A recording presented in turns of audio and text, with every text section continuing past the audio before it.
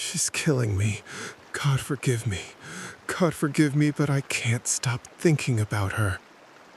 If I can't have you, Alara, no one can. My name is Ilara, and this is the story of how beauty became my curse, my chains, and ultimately my doom. I need you to understand something before I begin. Being desired is not the same as being loved. Being admired is not the same as being seen. I remember the day I arrived at the Whitmore plantation. I was 17 years old, torn from my mother's arms in a market square where men examined us like cattle. My mother's last words to me were whispered through tears. Hide your light, child. In this world, beauty brings suffering. I didn't understand then. God, how I wish I had listened. The overseer's eyes widened when he first saw me step down from the wagon. The other enslaved women turned away, their faces hardening into masks I couldn't yet read. The house slaves whispered among themselves,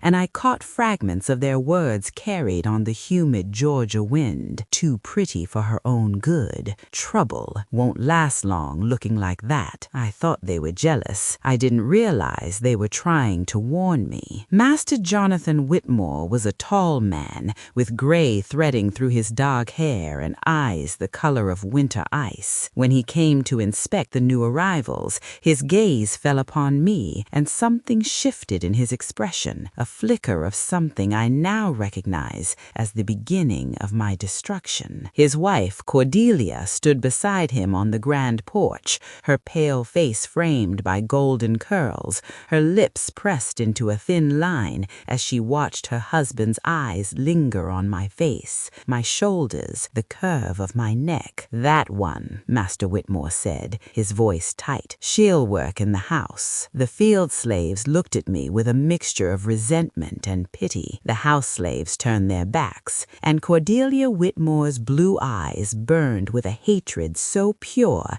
it made my skin crawl. I should have begged to stay in the fields. At least there I would have been invisible. My first week in the big house, I learned the rules of survival. Keep your eyes down, move silently, speak only when spoken to. But no matter how small I tried to make myself, I couldn't hide what God had given me, the face that men called angelic, the body that drew stares from every direction, the skin that seemed to glow like polished mahogany in the candlelight. I was a woman carved from some divine template that both races found irresistible and therefore threatening. The other house slaves, Martha, an older woman with kind eyes who tried to mother me, and Samuel, a young man who worked in the stables, they tried to teach me the dance of invisibility. Don't let him catch you alone, Martha would whisper as we polished silver in the early morning. And for God's sake, don't catch his eye. But how do you control where someone's gaze falls? How do you make yourself unseen when your very existence seems to command attention you never asked for? Master Whitmore began to notice me in ways that made my stomach turn.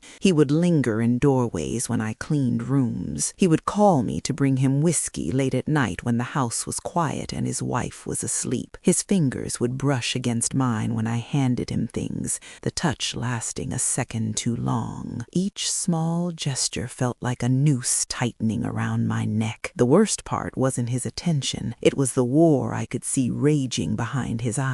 He was a man who prided himself on his position, his lineage, his place in society. The very idea that he could desire a black woman, a slave, someone he considered property, it disgusted him even as it consumed him. That internal battle would become my battleground too. The field workers began to hate me for the perceived easy life I led in the big house. The men, both black and white, would stop their work to watch approach me when I walked by, and their stares made me feel naked, exposed, like prey being circled by predators. The women, regardless of color, saw me as competition, as a threat, as something that needed to be put in its place. I had allies nowhere. I was alone in a sea of resentment, desire, and hatred. Oh my God, I didn't ask for any of this. I didn't choose this face, this body that seemed to incite such strong reactions in everyone who saw me.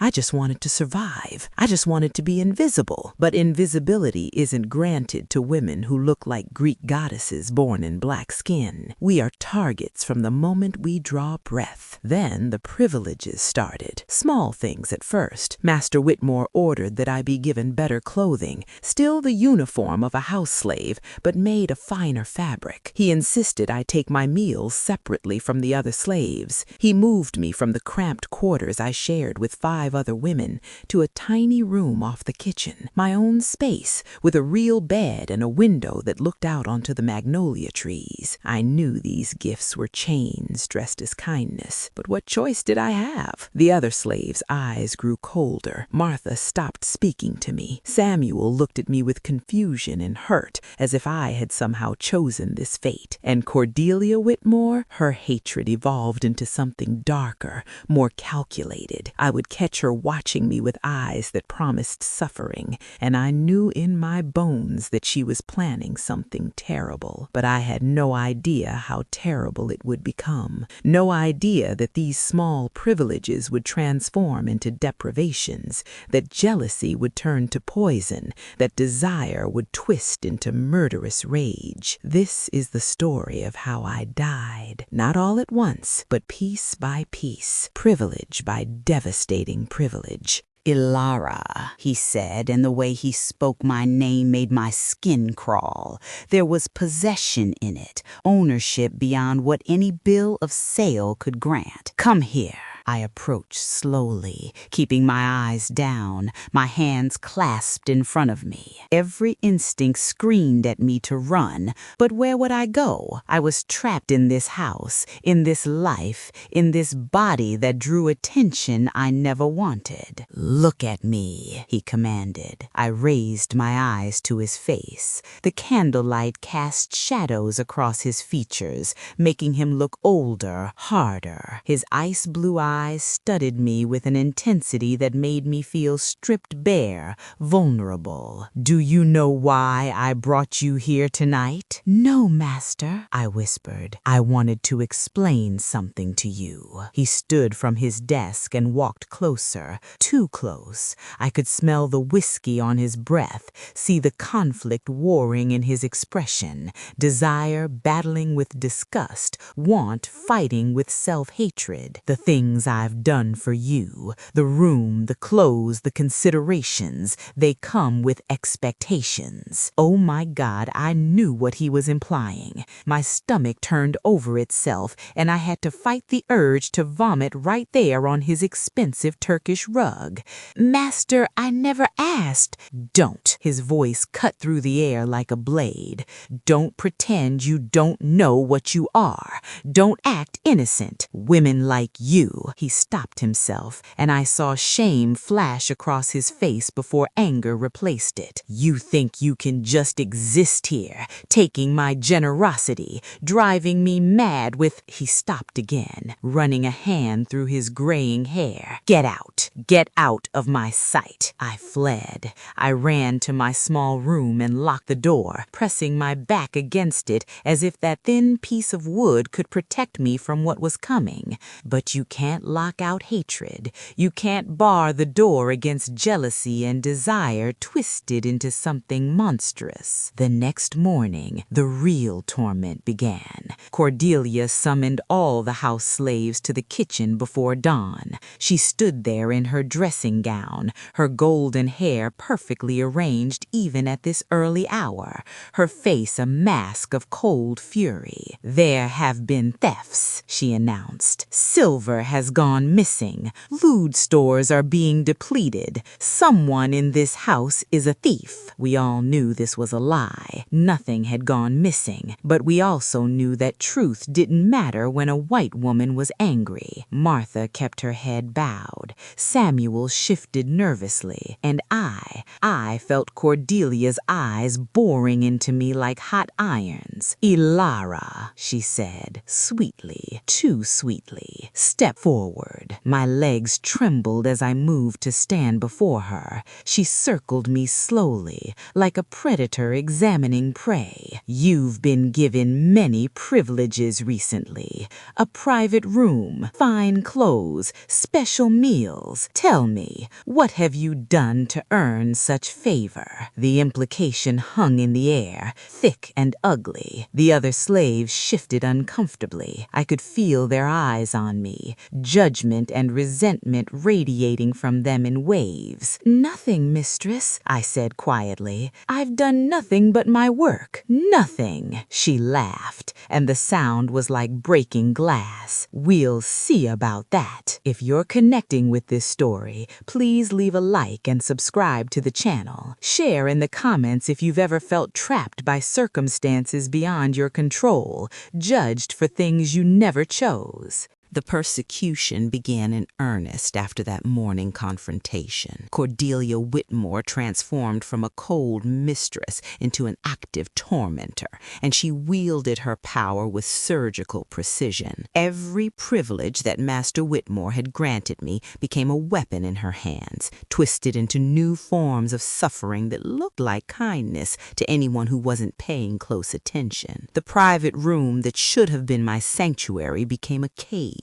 Cordelia ordered that I be locked in each night for my own safety, she claimed sweetly, though everyone knew the truth. The window that overlooked the magnolia trees, my only source of fresh air and light, was boarded up because the morning sun was fading the curtains. The real reason, of course, was to ensure I was completely isolated, cut off from any possibility of connection or escape. But the worst changes came to my meals. Master Whitmore had ordered special food prepared for me, and Cordelia took charge of this personally. "I'll oversee her meals myself," she announced to the household. "We must ensure she's properly nourished for her important duties." The way she emphasized those last words made my blood run cold. Important duties, as if serving her husband's twisted desires was some kind of honor. The words hung between us like a death sentence. I wanted to disbelieve her, to cling to some hope that things weren't as dark as they seemed, but deep down, I knew she was telling the truth. "What can I do?" I whispered. "If I refuse the food, she'll know I suspect. If I keep eating it, you'll waste away slowly," Martha said grimly. "There's no good choice here, child. That's the hell of it." I started hiding the food, pretending to eat while actually disposing of it in my apron and dumping it later in the hog pen. But going hungry came with its own problems. I grew weak, dizzy, my cheeks hollowed. The dress that had once fit perfectly now hung loose on my frame, and Master Whitmore noticed. "You're losing weight," he observed one evening as I poured his after-dinner brandy. His eyes traveled over my body with that mixture of desire and disgust I'd come to recognize. "Are you ill?" "No, master," I lied. "Just tired."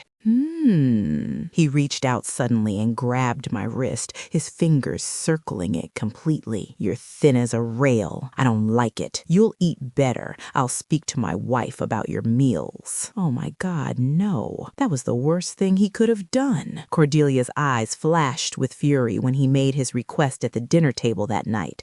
I stood in the corner serving dishes and trying to be invisible while they discussed me as if I weren't there. "The girl looks unwell," Master Whitmore said. "She needs more substantial food, better cuts of meat, fresh vegetables. I want her health restored." "Of course, darling," Cordelia replied, her voice dripping with false sweetness. "I'll see to it personally. I always do, don't I?" She turned to look at me, and the promise of violence in her eyes made me want to run screaming from the room. I take very good care of all our property. That night, things escalated. Cordelia came to into my locked room with a tray of food herself, an unprecedented act that filled me with terror. She set it down on the small table by my bed and smiled at me, her pretty face transformed into something monstrous in the lamplight. "My husband seems very concerned about your welfare," she said softly, "so I've prepared this meal with my own hands. Chicken soup, fresh bread, sweet tea. You'll eat every bite while I watch. I insist. This is it. She's going to poison me properly this time, and I have no choice but to consume my own death." I picked up the spoon with shaking hands. The soup smelled normal, chicken broth, onions, herbs, but I knew that poison could be masked easily enough. Cordelia pulled up a chair and sat watching me with those cold blue eyes, her hands folded primly in her lap. "Eat," she commanded. I took a spoonful. It tasted fine, which somehow made it worse. Each swallow felt like swallowing nails. Cordelia watched every movement, satisfaction growing on her face as I consumed the meal. When I finally finished, she stood and collected the tray. "Good girl," she said, as if I were a dog who'd performed a trick. "You'll get meals like this from now on. Special meals, just for you. My husband wants you healthy, so healthy you shall be." She paused at the door and turned back. "Oh, and Ilara, the water in the slave quarters has been changed, fresh from a new well. Make sure you drink plenty of it. We wouldn't want you to get dehydrated." After she left, locking the door behind her, I understood the full horror of her plan. She wasn't just poisoning my food, she was poisoning the water supply for all the slaves. And when they got sick, when they suffered, they would blame me, the privileged one, the favorite, the girl who got special treatment while they labored in the fields under the brutal sun. Within a week, the sickness spread through the slave quarters like wildfire. It started with old Joseph, who worked in the tobacco fields. He collapsed during the afternoon work, clutching his stomach and groaning. By evening, 5 more field hands were sick. By the end of the week, nearly a dozen slaves were suffering from violent stomach cramping, vomiting, and fever. The overseer blamed it on bad food, spoiled meat, the heat, but I knew better. Cordelia's poison was spreading like a plague, and I was the only one who knew the truth. The slaves began to turn on me in earnest.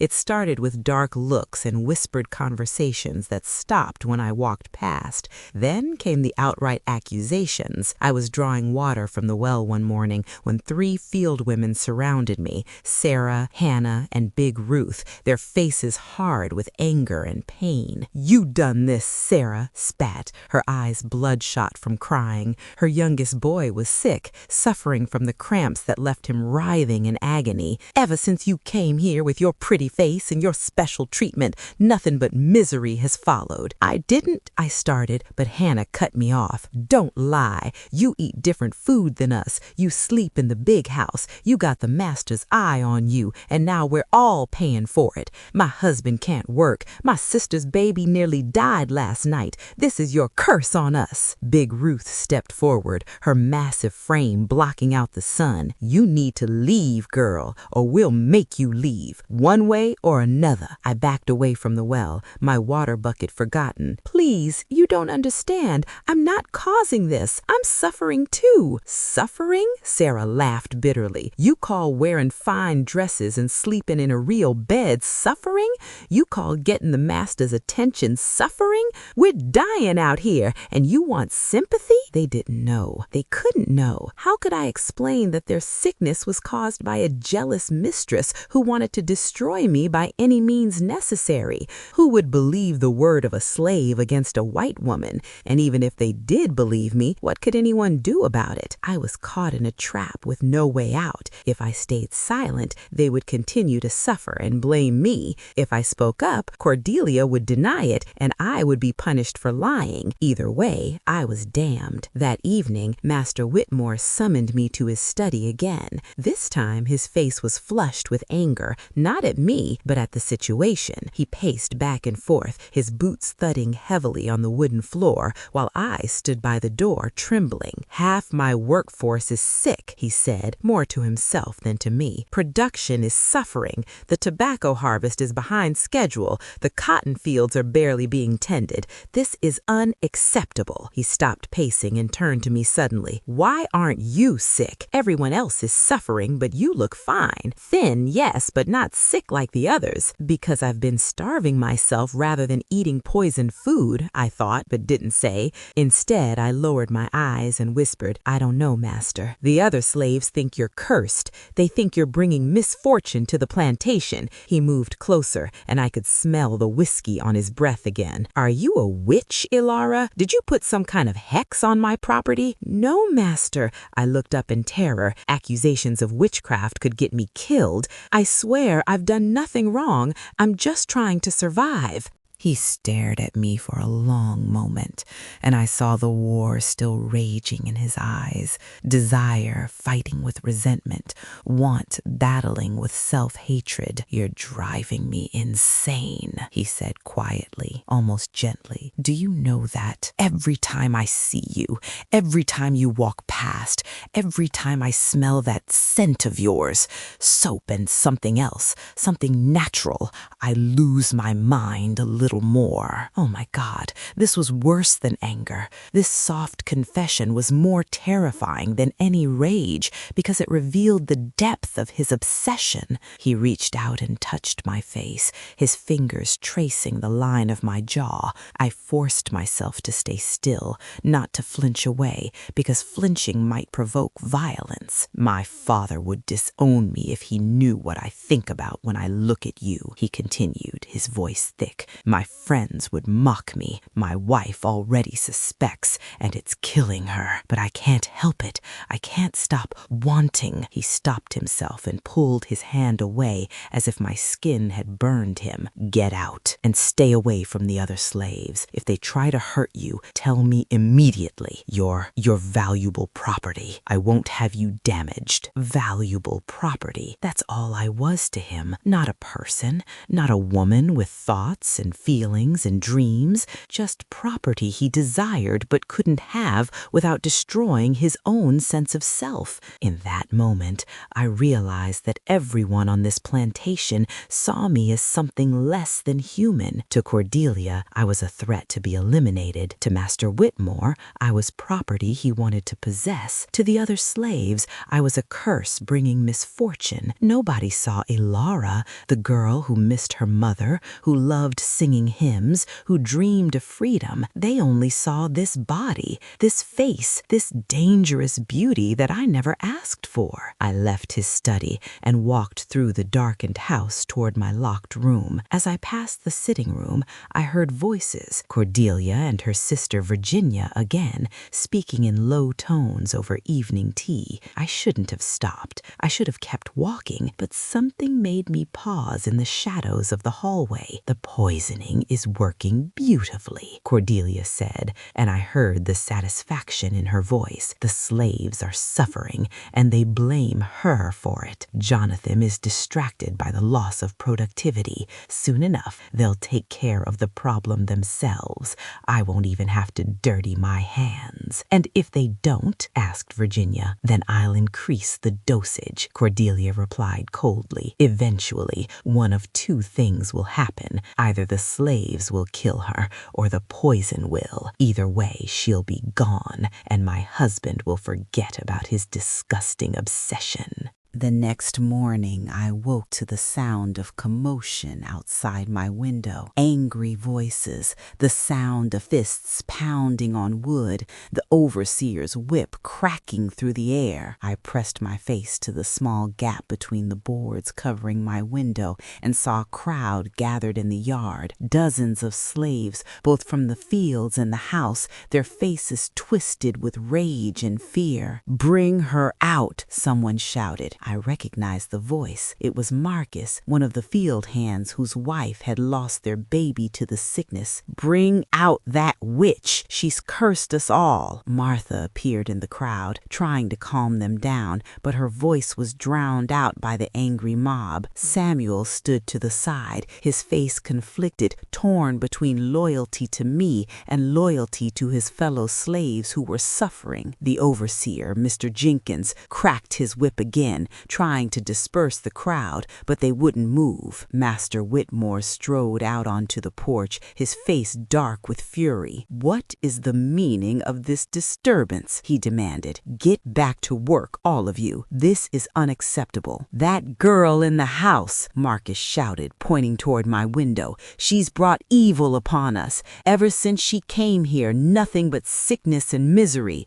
The old ways say a witch can curse a whole plantation." "Superstitious nonsense," Master Whitmore snapped. "There are no witches. You're all sick because of bad water or spoiled food. Now get back to your quarters before I have Jenkins whip every last one of you." But the crowd didn't move. They were desperate, suffering, watching their loved ones waste away, and they needed someone to blame. I was the perfect target, isolated, privileged, different. This is how it happens. This is how innocent people get killed, not through logic or justice, but through fear and desperation and the human need to make sense of suffering. Cordelia appeared on the porch beside her husband, dressed immaculately as always, her face arranged in an expression of concern. "Jonathan, darling," she said loudly enough for the crowd to hear, "perhaps we should investigate these claims. If the girl is innocent, an investigation will prove it. If she's guilty," she let the implication hang in the air, "there's nothing to investigate. She's just a girl. She hasn't done anything wrong. Then why do you defend her so passionately?" Cordelia's voice was sweet as poisoned honey. "Why does she receive special treatment?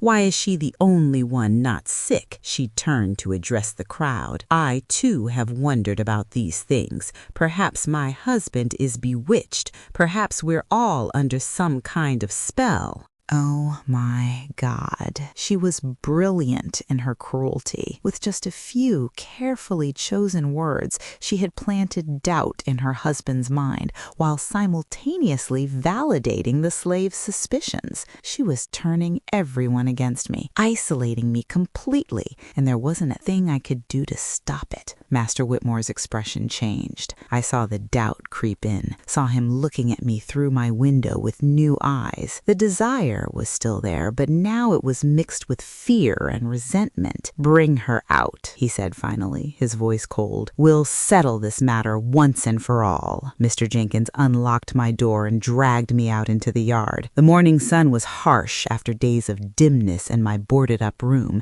and I squinted against the brightness. The crowd of slaves surrounded me, their faces a blur of anger and pain. I wanted to explain, to tell them the truth, but what good would it do?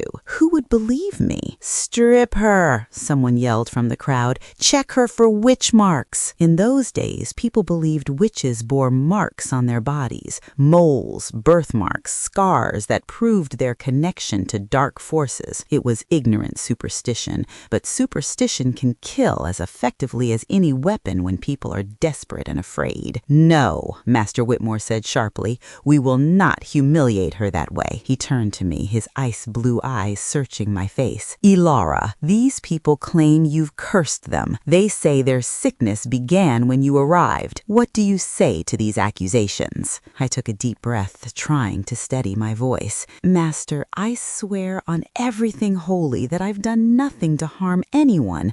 I'm not a witch. I don't have any powers. I'm just a girl trying to survive." I looked at the faces in the crowd. Sarah with her sick child, Marcus with his dead baby, Big Ruth with her husband who could no longer work. "I know you're all suffering. I see it. I feel it. But I'm not the cause. I promise you, I'm not the cause." "Then why are you the only one not sick?" Sarah demanded. "Answer that." This was the moment. I could tell them the truth, that their mistress was poisoning them to destroy me, but if I did, Cordelia would deny it, Master Whitmore would be forced to choose between his wife and a slave, and I would certainly be killed for lying about my betters. Or I could stay silent and let them think I was cursed. Either way, I was condemned. I opened my mouth to speak, but before I could say anything, Cordelia's voice rang out clear and cold. I know why she's not sick. I've been preparing her meals personally, with fresh ingredients from our private stores. My husband requested it, remember? So of course she's not affected by whatever's contaminating the slave provisions. It was a masterstroke. She had just reminded everyone that I received special treatment while validating their suspicions that something was wrong with their food and water, and she'd done it in a way that made it seem like she was being helpful, providing information, not manipulating the situation. Master Whitmore's face darkened as he realized what his wife had just implied, that his favor toward me had created a situation where I thrived while his other slaves suffered. The resentment in his eyes grew stronger, pushing out the desire. "Take her back to her room," he ordered. "Lock her in. She's not to have contact with anyone until this sickness passes." Within a week, the sickness spread through the slave quarters like wildfire. It started with old Joseph, who worked in the tobacco fields. His collapse during the afternoon work, clutching his stomach and groaning. By evening, 5 more field hands were sick. By the end of the week, nearly a dozen slaves were suffering from violent stomach cramping, vomiting, and fever. The overseer blamed it on bad food, spoiled meat, the heat, but I knew better. Cordelia's poison was spreading like a plague, and I was the only one who knew the truth. The slaves began to turn on me in earnest. It started with dark looks and whispered conversations that stopped when I walked past. Then came the outright accusations. I was drawing water from the well one morning when 3 field women surrounded me, Sarah, Hannah, and Big Ruth, their faces hard with anger and pain. "You done this," Sarah spat, her eyes bloodshot from crying. Her youngest boy was sick, suffering from the cramps that left him writhing in agony. "Ever since you came here with your pretty face and your special treatment, nothing but misery has followed." I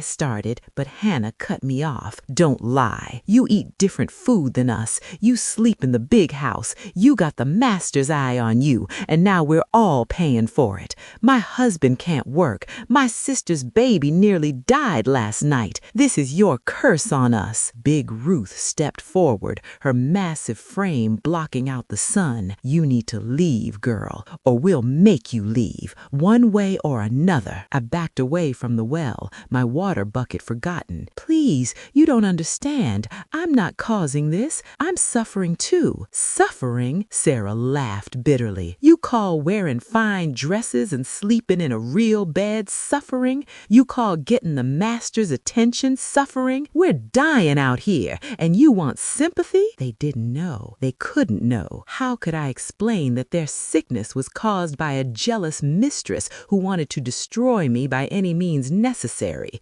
Who would believe the word of a slave against a white woman? And even if they did believe me, what could anyone do about it? I was caught in a trap with no way out. If I stayed silent, they would continue to suffer and blame me. If I spoke up, Cordelia would deny it, and I would be punished for lying. Either way, I was damned. That evening, Master Whitmore summoned me to his study again. This time, his face was flushed with anger, not at me, but at the situation. He paced back and forth, his boots thudding heavily on the wooden floor, while I stood by the door, trembling. "Half my workforce is sick," he said, more to himself than to me. "Production is suffering. The tobacco harvest is behind schedule. The cotton fields are barely being tended. This is unacceptable." He stopped pacing and turned to me suddenly. "Why aren't you sick? Everyone else is sick, but you look fine. Thin, yes, but not sick like the others." Because I had been starving myself rather than eating poisoned food, I thought, but didn't say. Instead, I lowered my eyes and whispered, "I don't know, Master. The other slaves think you're cursed. They think you're bringing misfortune to the plantation." He moved closer, and I could smell the whiskey on his breath again. "Are you a witch, Ilara? Did you put some kind of hex on my property?" "No, Master." I looked up in terror. Accusations of witchcraft could get me killed. "I swear, I've done nothing wrong. I'm just trying to survive." The isolation that followed was worse than any physical punishment. I was locked in my tiny room for 3 weeks, let out only to use the chamber pot and to receive my meals that Cordelia personally delivered with that sweet, poisonous smile. The food was no longer tainted, I noticed. She didn't need to poison me anymore. She had found a better way to destroy me, turn everyone against me, and let nature take its course. Through the gaps in the boarded window, I could hear the plantation continuing without me. The sickness slowly abated as Cordelia presumably stopped poisoning the water supply. She had achieved her goal after all, but the damage was done. I heard the slaves talking as they passed by my window, their voices carrying on the humid air. "Should have drowned her when she first arrived," one voice said. "I thought it was Big Ruth. Nothing but trouble, that one. Pretty face, devil's heart," another agreed. Even Martha, kind Martha, who had trotted to warn me, had stopped defending me. The evidence was too damning in everyone's eyes. I was the only one not sick. I received special treatment. The master couldn't keep his eyes off me. To them, it all added up to one thing. I was cursed, or a witch, or at the very least, a troublemaker who brought misfortune wherever she went. Master Whitmore didn't visit me during those 3 weeks, not once. I should have been grateful. His attention had always felt like a violation, but his absence meant something worse. He was pulling away, and when a man like him pulls away from an obsession, it's not because the obsession has ended, it's because he's about to do something drastic. I could feel it in the air, like the tension before a storm. Something terrible was coming, and I was powerless to stop it. On the 21st day of my isolation, Cordelia came to my room at dusk. She carried no food tray this time, just a single candle that cast dancing shadows across her beautiful, terrible face. She stood in the doorway for a long moment, studying me with those cold blue eyes. "You've lost more weight," she observed. "Good. You look less like a goddess now, more like what you are, a scrawny slave girl with delusions of importance." I said nothing. There was nothing to say. We both knew she had won. "My husband hasn't touched me in 4 months," she continued, her voice conversational, as if we were discussing the weather. 4 months. Do you know what that's like, to lie next to your husband night after night, knowing he's thinking about someone else, someone beneath him in every possible way? "I never wanted his attention," I said quietly. "I never asked for any of this." "No," she laughed, the sound sharp and brittle. "You didn't ask for that face, that body. You didn't ask to look like some kind of African Venus designed specifically to tempt white men from their duties and their marriages. I didn't choose how I look, and yet you use it, don't you?" She stepped into the room, closing the door behind her. "You accept the privileges. You wear the dresses. You take the private room and the special meals. If you truly didn't want the attention, you would have disfigured yourself, cut your face, burned it, made yourself ugly, but you didn't, did you?" Her logic was insane, but I understood it. In her world, my very existence was an offense. My beauty was a weapon I wielded against her, even though I had never asked for either the beauty or the power she thought it gave me. "I'm going to tell you something," Cordelia said, her voice dropping to a whisper. "Jonathan is planning to sell you. He's contacted a slave trader in Charleston, a man who specializes in girls like you, pretty girls who can be sold to the highest bidder for whatever purposes they imagine. You'll be gone within the month." My heart sank. Being sold to a trader who specialized in beautiful slaves meant only one thing. I would end up in a brothel, or as some wealthy man's concubine, used and discarded until my beauty faded and I was thrown away like garbage. It was a fate worse than death in many ways. "Or," Cordelia continued, and I heard the satisfaction in her voice, face. You could save yourself the humiliation. There are many ways for a slave to die on a plantation. Accidents happen. People fall into wells, or hang themselves in despair, or simply disappear into the night. If you were to spare yourself, it would save everyone a great deal of trouble. She was suggesting I kill myself. This white woman, this mistress of the plantation, was standing in my room calmly suggesting that I end my own life to make things convenient for her. Oh my God, the cruelty of it was breathtaking. I won't do that, I said, finding strength I didn't know I had. I won't give you the satisfaction. Her face hardened. Then you'll be sold. And trust me, what awaits you in Charleston will make you wish you had listened to me. After she left, locking the door behind her, I sat on my bed and wept. Not delicate tears, but great heaving sobs that shook my entire body. I cried for my mother, torn from me in that market square. I cried for my childhood, stolen by the slave trade. I cried for the girl I might have been if I had been born in a different time, a different place, with a different face. And I cried for the girl I was, trapped, alone, hated by everyone, with no hope of escape or salvation. But even as I wept, a strange thing happened. Through my tears, I felt a spark of anger ignite in my chest, a burning, fierce anger at the injustice of it all. I had done nothing wrong. I had harmed no one. I had simply existed, and for that crime I was being destroyed. If I'm going to die or be sold into horror, at least I'll die knowing I fought. I won't make it easy for them. I won't go quietly into whatever hell they have planned for me. The next morning, when Martha brought my breakfast, she had been assigned the task since Cordelia had grown bored with personally tormenting me. I grabbed her hand before she could leave. "Martha," I whispered urgently, "I need you to do something for me." I used those 3 days to observe everything I could through the gaps in my boarded window. I watched the patterns of the patrols, noted when the overseer made his rounds,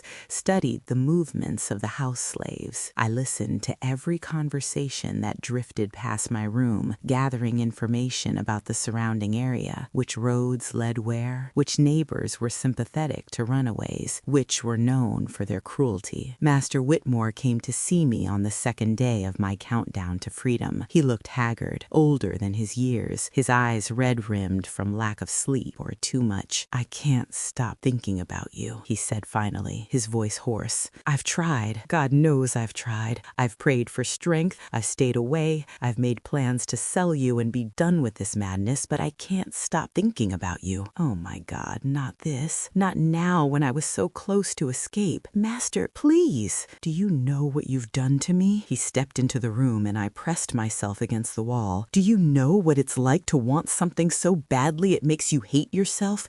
To desire something that goes against everything you were taught, everything you believe, everything you are? I never meant to—" "Don't!" His voice rose to a shout. "Don't tell me you never meant to. Don't act innocent. You walk around with that face, that body, those eyes, and you expect me to believe you don't know exactly what you're doing to every man who sees you." This was it. This was the moment where his desire would turn to violence. I could see it in his eyes, the hatred of self transforming into hatred of me, the object of his unwanted desire. I was going to die in this room, and there was nothing I could do to stop it. But instead of attacking me, he did something unexpected. He fell to his knees and wept. Great shuddering sobs shook his frame as he knelt on my floor, his face in his hands completely undone. "What have you done to me?" he moaned. "What kind of spell is this?" I stood frozen, not knowing what to do or say. This powerful white man, this master who held my life in his hands, was broken before me, and I felt nothing. No sympathy, no triumph, no satisfaction, just a hollow emptiness and a desperate wish to be anywhere else. "I've decided not to sell you," he said finally, looking up at me with tear-streaked face. "I can't bear the thought of another man having you. If I can't have you, no one can. Do you understand what I'm saying, Elara?" And in that moment, I understood perfectly. He was going to kill me. whiskey, or both. He stood in my doorway staring at me for so long that I began to feel afraid of what he might do. Martha looked at me with tired, wary eyes. The kindness that had once lived in her face had been worn away by weeks of sickness and suffering. "Child, I can't help you. I've got my own troubles. My daughter's still sick, my husband can barely work, and folks say I'm cursed just for showing you mercy before. Please," I begged, "just listen. I know who poisoned the water. I know who made everyone sick." Her eyes widened. "Don't say foolish things. The water went bad, that's all. Or the food spoiled. These things happen. It was the mistress." I spoke quickly, urgently, before she could leave. "I heard her talking to her sister. She poisoned the water supply to make everyone sick, to turn you all against me. She wanted you to blame me so she wouldn't have to kill me herself. Don't you see? She's using you all as weapons against me." Martha stared at me for a long moment, and I saw the war in her expression, the desire to believe me, fighting against the knowledge that believing me was dangerous. "Even if that's true," she finally whispered, "what can anyone do about it? She's the mistress. We're slaves. Speaking against her would get us killed." "I know. I'm not asking you to speak against her. I'm asking you to help me survive long enough to escape." "Escape?" Martha shook her head. "Child, you're talking crazy now. Nobody escapes from here. The dogs will track you down in hours. The patrollers will catch you and bring you back. And then," she didn't finish, but we both knew what happened to escaped slaves when they were caught. "I have to try," I said desperately. "Master Whitmore is planning to sell me to a trader in Charleston. You know what that means. You know what kind of life awaits me there. I'd rather die running than live as that." I saw something shift in Martha's eyes then, a flicker of understanding, maybe even respect. She knew I was right. She knew that some fates were worse than death. "What do you want me to do?" she asked finally. "Just leave my door unlocked one night, that's all. Don't help me beyond that. Don't give me supplies or information. Just forget to lock the door, so when they question you, you can honestly say you made a mistake. Can you do that?" Martha was quiet for so long I thought she would refuse. Then she nodded slowly. "3 nights from now. It's the new moon, darkest night of the month. The overseer drinks heavy on Saturdays. I'll leave your door unlocked after evening prayers." She gripped my hand tightly. "But child, listen to me. If you're caught, you never got this help from me. You picked the lock, or you broke the door, or you found some other way. You understand?" "I understand. Thank you, Martha. Thank you." After she left, I began to plan. 3 days to prepare for an escape, with no supplies, no map, no idea where I was going. The odds of success were impossibly small, but impossibly small is still better than 0. I had to believe that. I had to hold on to that tiny thread of hope, or I would shatter completely. The weight of his words hung in the air like a death sentence. If I can't have you, no one can. I had heard stories of masters who killed their slaves rather than see them sold or freed, men who would rather destroy what they desired than watch it belong to someone else. Master Jonathan Whitmore had finally reached that point of obsession where possession and destruction became the same thing. "Master," I said carefully, keeping my voice steady despite the terror racing through my veins, "you don't want to do this. Killing me would bring questions, investigations. Your wife would know." "My wife already knows," he interrupted, standing up and wiping his face. "She knows I'm obsessed with you. She knows I'm planning something, and she doesn't care as long as you're gone. In fact, I think she'd prefer you dead. At least then she could be certain you're really gone, that you won't haunt my thoughts anymore." He moved closer, and I could smell the whiskey heavy on his breath, could see the madness dancing in his ice-blue eyes. This is how it ends. Not with an escape to freedom, not even with being sold to Charleston, but here, in this tiny room, at the hands of a man who twisted his desire into something murderous. I haven't decided when yet, he continued, almost conversationally, as if discussing the weather or crop yields. It needs to look like an accident, or perhaps a suicide. A slave girl, distraught over the accusations of witchcraft, overcome with guilt and despair, takes her own life. It would make sense. Everyone would believe it. People will know, I said desperately. The other slaves will know I didn't kill myself. Martha will know. Samuel will know. Will they? He laughed bitterly. The same slaves who wanted to tear you apart 3 weeks ago? The same people who think you curse them? No, Ilara. No one will mourn you. No one will question your death. You'll just be another forgotten slave who couldn't handle the burden of her sins. After he left, locking the door behind him, I sat on my bed shaking. One more day until Martha would leave my door unlocked. One more day until I could attempt my escape. But would I even survive that long? Would Master Whitmore decide tonight was the night to end me? I can't wait. I can't risk it. I have to try tonight, locked door or not. I spent the rest of the day examining every inch of my small room, looking for anything I could use as a tool or weapon. The bed frame was solid wood, impossible to break apart with my bare hands. The window was boarded too securely to pry open. The door was thick oak with iron fittings,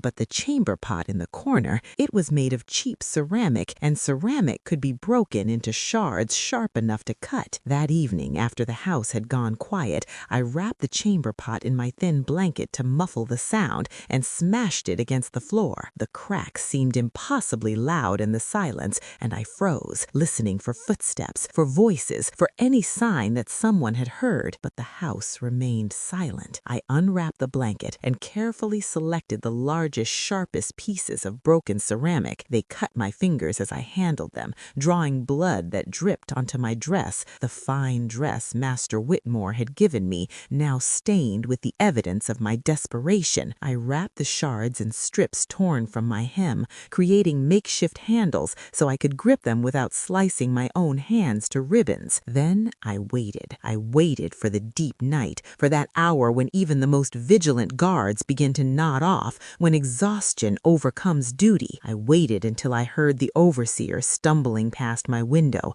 drunk and singing off key. I waited until the house slaves finished their late duties and retired to their quarters. I waited until the only sound was the chirping of crickets and the distant howling of dogs. The door lock was old, simple. I had watched Martha use the key countless times, a basic turn mechanism, nothing sophisticated. Using one of my ceramic shards, I worked at the lock, feeling for the catch, applying pressure until click. The sound was so soft, so final, that I almost didn't believe it had worked. But when I pushed gently, the door swung open. Freedom. Or at least the possibility of freedom. The hallway stretched before me, dark and dangerous, but also full of promise. Every step I took felt like walking on knives. Every breath sounded loud as thunder in my ears. But I kept moving, kept pushing forward, because going back meant certain death. I made it through the house without encountering anyone, past the kitchen where I had served so many meals, past the sitting room where Cordelia had plotted my destruction,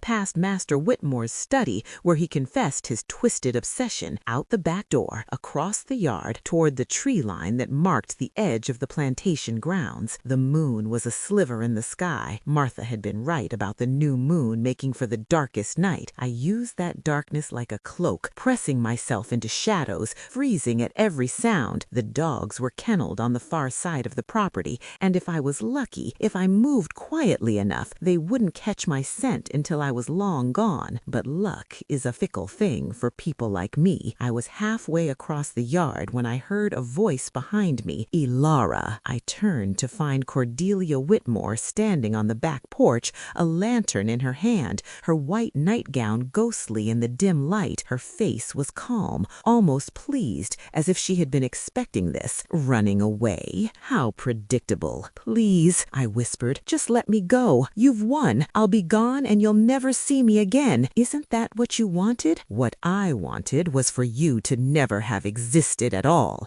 But since I can't undo your birth, I'll settle for your death. She raised her voice to a shout. Jenkins, wake up! The witch is escaping! Bring the dogs! Oh my God. No! I ran faster than I ever had in my life, my feet pounding against the hard Georgia earth, my breath burning in my lungs. Behind me, I heard the chaos erupting, shouts, barking dogs, the ringing of the alarm bell that would wake every slave catcher for miles around. Her logic was insane, but I understood it. In her world, my very existence was an offense. My beauty was a weapon I wielded against her, even though I had never asked for either the beauty or the power she thought it gave me. "I'm going to tell you something," Cordelia said, her voice dropping to a whisper. "Jonathan is planning to sell you. He's contacted a slave trader in Charleston, a man who specializes in girls like you, pretty girls who can be sold to the highest bidder for whatever purposes they imagine. You'll be gone within the month." My heart sank. Being sold to a trader who specialized in beautiful slaves meant only one thing. I would end up in a brothel or as some wealthy man's concubine, used and discarded until my beauty faded and I was thrown away like garbage. It was a fate worse than death in many ways. "Or," Cordelia continued, and I heard the satisfaction in her voice, "you could save yourself the humiliation.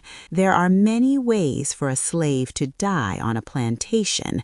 Accidents happen. People fall into wells, or hang themselves in despair, or simply disappear into the night. If you were to spare yourself, it would save everyone a great deal of trouble." She was suggesting I kill myself. This white woman, this mistress of the plantation, was standing in my room, calmly suggesting that I end my own life to make things convenient for her. Oh my God, the cruelty of it was breathtaking. "I won't do that," I said, finding strength I didn't know I had. "I won't give you the satisfaction." Her face hardened. "Then you'll be sold, and trust me, what awaits you in Charleston will make you wish you had listened to me." After she left, locking the door behind her, I sat on my bed and wept. Not delicate tears, but great heaving sobs that shook my entire body. I cried for my mother, torn from me in that market square. I cried for my childhood, stolen by the slave trade.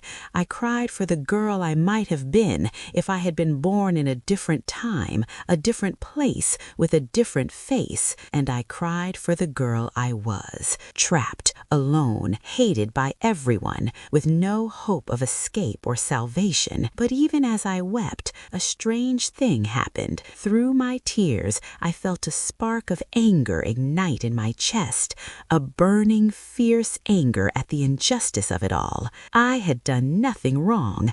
I had harmed no one. I had simply existed, and for that crime I was being destroyed. If I'm going to die or be sold into horror, at least I'll die knowing I fought. I won't make it easy for them. I won't go quietly into whatever hell they have planned for me. The next morning, when Martha brought my breakfast, she had been assigned the task since Cordelia had grown bored with personally tormenting me. I grabbed her hand before she could leave. "Martha," I whispered urgently, "I need you to do something for me." The forest swallowed me whole. Branches tore at my dress and skin as I ran. Thorns caught in my hair. Roots tried to trip me with every desperate step. Behind me, the dogs were barking, a sound that sent pure terror through my body because I knew what those dogs were trained to do to runaway slaves. I knew the stories of people torn apart, of bodies found days later barely recognizable unrecognizable as human. I splashed through a stream, hoping to break my scent trail like I'd heard other slaves talk about in whispered conversations. The cold water soaked through my thin shoes, but I barely felt it. Adrenaline and fear had turned my body into something beyond pain, beyond exhaustion, a machine built for one purpose: survival. I'm going to die out here. Even if the dogs don't catch me, even if the patrollers don't find me, where will I go? How will I survive? I have no food, no water, no map, no idea which direction leads to freedom and which leads back into slavery. But I kept running, because running meant hope, however small. Standing still meant certain death. I don't know how long I ran. Time became meaningless in that dark forest, measured only in heartbeats and desperate breaths. But eventually, my body gave out. My legs collapsed beneath me, and I fell hard against the forest floor, the impact knocking the air from my lungs. I lay there gasping, tasting dirt and blood, listening to the sounds of pursuit growing closer. That's when I heard a different sound. Water. Not the small stream I'd crossed, but something bigger. A river, maybe, rushing through the darkness. Rivers could carry you far from your pursuers. Rivers could hide your scent, confuse the dogs, give you a chance. I dragged myself toward the sound, using my hands to pull myself forward when my legs refused to work. My fingers dug into the earth. My nails broke. My muscles screamed in protest. But I kept moving, kept dragging myself toward that sound of rushing water. The river, when I finally reached it, was wider and faster than I'd hoped. The current looked dangerous, violent even. But behind me, the dogs were getting closer, their barking frenzied now that they'd picked up my fresh trail. I had seconds to decide: risk drowning in the river or face the certainty of the dogs. I chose the river. The cold water was a shock that nearly stopped my heart. My waterlogged dress dragged me down like an anchor. This is it. This is how I die. Not murdered by Master Whitmore, not torn apart by dogs, but drowned in a river trying to reach a freedom I was never meant to have. But then my head broke the surface, and I gasped in precious air. My body, remembering some primal instinct, began to move, arms pulling, legs kicking, fighting against the current that wanted to claim me. I didn't try to swim to shore. I just tried to stay afloat, letting the river carry me away from the plantation, from the dogs, from everything that wanted me dead. I don't know how far the river took me. Miles, maybe. Far enough that the barking faded to nothing. Far enough that when I finally managed to pull myself onto the muddy bank, my body was so exhausted it simply gave up. I collapsed there, half in and half out of the water, and for a moment I thought I might just close my eyes and let death take me peacefully. But I didn't die. Not yet. When I came to, the sky was beginning to lighten with the first hints of dawn. Every part of my body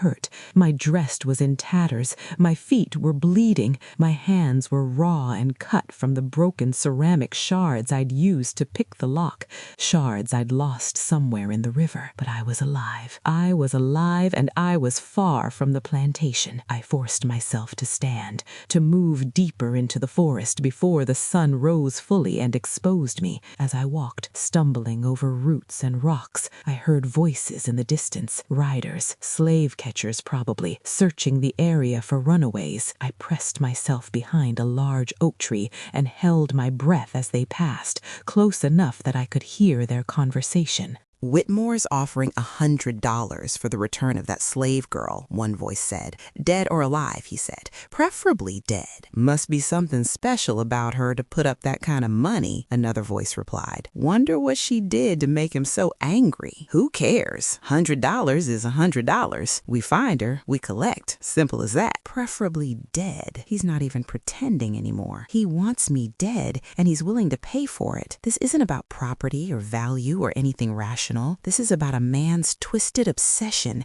and his need to destroy what he can't possess. After the riders passed, I kept moving. For 3 days, I survived in that forest like an animal, drinking from streams, eating whatever berries and roots I could identify as safe, hiding from every sound of human presence. My beautiful dress, the one that had marked me as special on the plantation, became rags. My skin, which had glowed like polished mahogany, became covered in cuts and bruises and dirt. The goddess body that had caused so much suffering became just a skeleton wrapped in exhausted flesh. On the 4th day, I heard dogs again. Different dogs, or maybe the same ones, it didn't matter. They'd picked up my trail somehow, and they were coming fast. I ran, but my body had nothing left to give. My legs gave out. I fell, and as I lay there on the forest floor, listening to the dogs getting closer, I understood that this was really the end. I had fought, had survived longer than anyone thought possible, but the end was here. The first dog burst through the underbrush, teeth bared, trained to attack, and I closed my eyes, ready to accept whatever came next. But the attack never came. Instead, I heard a gunshot, then a yelp, then silence. I opened my eyes to find the dog dead beside me, and standing over us both was a figure I hadn't expected. Samuel from the plantation, holding a rifle with shaking hands. Samuel? My voice was barely a whisper. What are you? Hush, he said urgently, kneeling beside me. Can you walk? We need to move. Now. The rest of the catchers will have heard that shot. He helped me to my feet, supporting most of my weight as we moved deeper into the forest. My mind was spinning. Samuel had followed me. Samuel had saved me. But why? I don't understand, I gasped as we stumbled over roots and stones. Everyone back there thinks I'm cursed because Martha told me the truth about the mistress poisoning the water,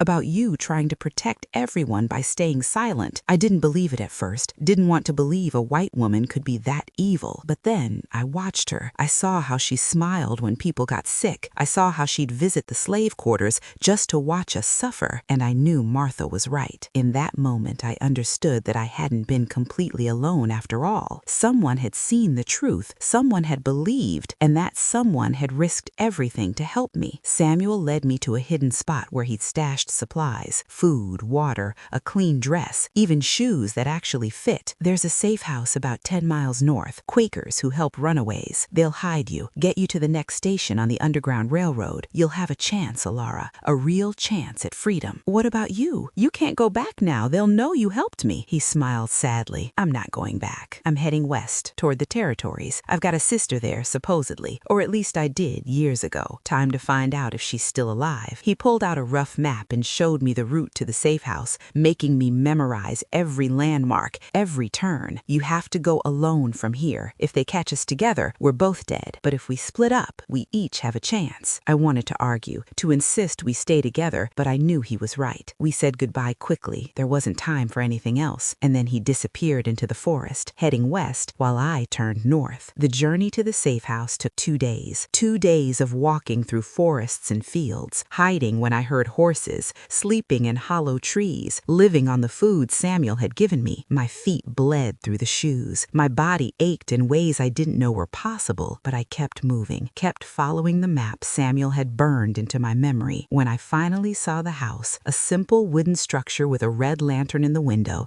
I almost wept with relief. A woman answered my knock, took one look at my condition, and pulled me inside without a word. She fed me, gave me clean clothes, let me sleep in a real bed for the first time in what felt like years. Master Whitmore's men are searching everywhere, she told me the next morning. They've offered a fortune for your return. Dead or alive, they keep saying. You really must have gotten under his skin. I didn't do anything, I said quietly. I just existed. That was my crime, existing in a body that drew attention I never wanted. She nodded, understanding in her kind eyes. Beauty is a curse for enslaved women. The prettier you are, the more danger you're in. It's not fair, but it's the truth. I stayed at that safe house for a week while the search for me intensified and then began to die down. During that time, I heard news from the plantation. Master Whitmore had descended into madness, they said. He'd stopped eating, stopped sleeping, spending all his time searching for me. Cordelia had taken control of the plantation, and oddly, things had improved. The poisoning stopped. The slaves recovered. Productivity increased. It was as if removing me from the equation had fixed everything that was broken. But I also heard darker news. Master Whitmore had killed 2 of his own dogs when they failed to find me. He'd beaten the overseer for losing my trail, and he'd sworn that he would never stop searching, that he would find me even if it took the rest of his life. I had become his obsession completely. Not a person to him, never a person, but an idea, a fantasy, a thing he needed to possess or destroy, and that obsession would haunt him until his dying day.